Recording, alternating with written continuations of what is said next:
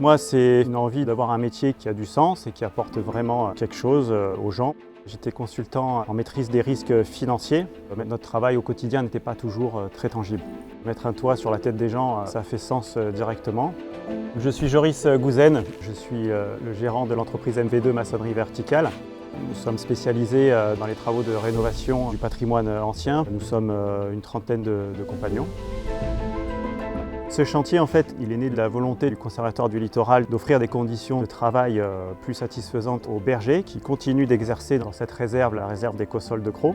Ces 6 bergeries, en fait, sont à 2-3 km à vol d'oiseau l'une de l'autre. La plupart avaient plus de toit, les murs étaient en train de s'ouvrir. Le but, comme c'était une réserve, c'était de faire un chantier avec les plus faibles émissions carbone possibles.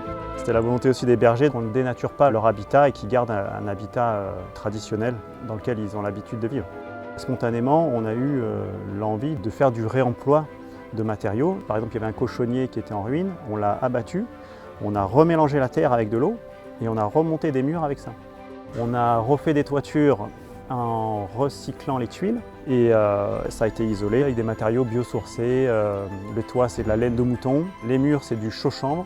Cette bergerie est faite en terre crue. Le bas des murs, c'est du galet qui sont simplement ramassés dans la réserve pour protéger la terre crue. Les bergers sont dans des habitations totalement autonomes, en eau via des puits et en électricité via le solaire.